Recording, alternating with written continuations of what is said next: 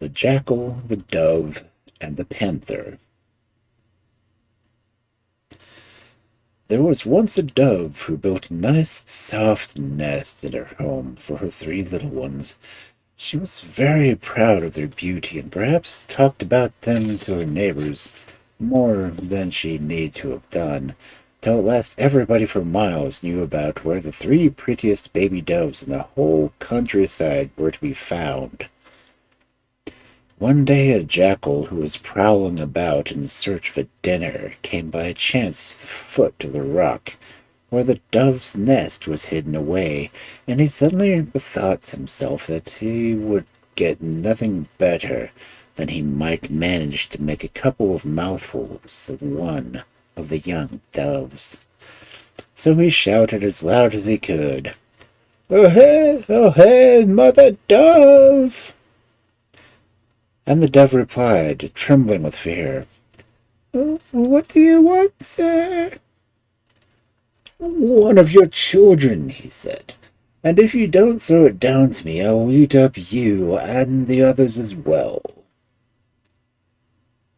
Now, the dove was distracted by the jackal's words, but in order to save the lives of the other two, she did at last throw the little one out of the nest. The jackal ate it up and went home to sleep. Meanwhile, the mother dove sat on the edge of her nest, crying bitterly when a heron who was flying slowly past the rock was filled with pity for her and stopped to ask, "What's the matter with you, my poor dove?" And the dove answered, "A jackal came by and asked me to give him one of my little ones, and said that if I refused he would jump up to my nest and eat us all up." But the heron replied, "You should not have believed him. He could have never jumped so high, and only deceived you because he wanted something for supper." And with these words, the heron flew off. He had hardly got out of sight when again the jackal came creeping slowly around the foot of the rock, and when he saw the dove, he cried out a second time, oh hey, mother dove! Give me one of your little ones, or I will jump on your nest and eat you all up." This time the dove knew better, and she answered boldly, "Indeed, I shall do nothing of the sort," though her heart beat wildly with fear when she saw the jackal preparing to spring. However, he only cut himself against the rock, and thought he had better stick to threats, so he started again with his old cry, Mother Dove, quick, and give me one of your little ones, or I will eat you all up." But the mother dove only answered as she had before, "Indeed, I shall do nothing of the sort, for I know you are safely out of your reach." The jackal felt it was quite hopeless to get what he wanted, and asked, "Tell me, mother dove, how have you suddenly become so wise?" "It was the heron who told me," replied she. "And which way did he go?" asked the jackal. "Down there among the reeds. You can see him if you look," said the dove. Then the jackal nodded goodbye and went quickly over after the heron. He soon came up to the great bird, who was standing on a stone on the edge of the river, watching for a nice fat fish. "Tell me, heron," he said, "when the wind blows up that quarter, to which side do you turn?" "And which side do you turn to?" asked the heron.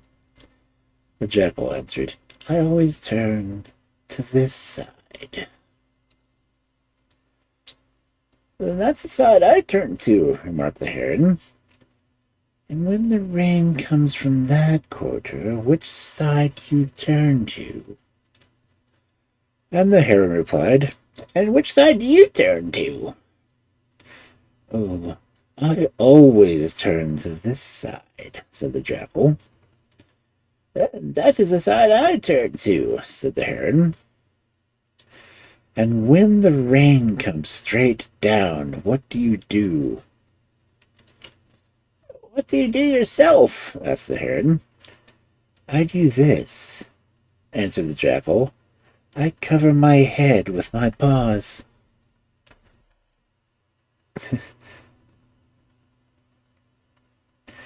Then that's what I do, said the heron. I cover my head with my wings. And as he spoke, he lifted his large wings and spread them completely over his head. With one bound, the jackal had seized him by the neck and began to shake him. Oh, have pity, have pity, cried the heron. I never did you any harm. You told the dove how to get the better of me, and I'm going to eat you for it. But if you let me go, answered the heron, I will show you the place where the panther has her lair. Then you had better be quick about it, said the jackal, holding tight onto the heron until he had pointed out the panther's den. Now you may go, my friend, for there is plenty of food here for me.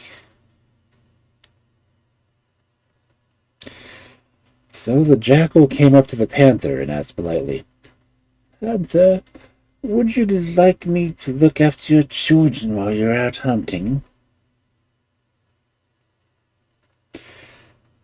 I would be much obliged, said the panther, but be sure you take care of them. They always cry all the time that I'm away. So saying, she trotted off, and the jackal marched into the cave where he found 10 little panthers, and instantly ate one up. By and by the panther returned from hunting and said to him, Jackal, bring up my little ones for their supper. The jackal fetched them out one by one till he had brought out 9, and he took the last and brought it out again, so the whole 10 seemed to be there. The panther was quite satisfied. Next day she went again to chase, and the jackal ate up another little panther, and now there were only 8. In the evening when she came back, the panther said, Jackal, bring out my little ones. And the jackal brought out the first one, and then the other, and the last one he brought out 3 times, so that the whole 10 seemed to be there. Following day, the same thing happened, and the next after the next and the next, till at last there was not even one left. The rest of the day, the jackal busied himself with digging a large hole at the back of the den. That night, when the panther returned from hunting, she said to him, as usual, Jackal, bring out my little ones. But the jackal replied, Bring out your little ones indeed. Why, you know as well as I do that you've eaten them all up. Of course, the panther had not the least idea what the jackal meant by this, and only repeated, Jackal, bring out my children. And she got no answer as she entered the cave, but found no jackal, for he had crawled through the hole he had made and escaped. And what was worse, she did not find the little ones either. Now, the panther was not going to let the jackal off like that, and set off at a trot to catch him. The jackal, however, had got a good start, and he reached the place where a swarm of bees deposited their honey in a cleft of the rock, and then he stood still and waited till the panther came up to him.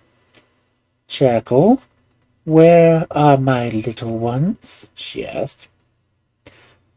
The jackal answered, They're up there. It is where I keep school.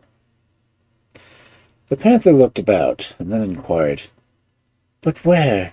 I see nothing of them.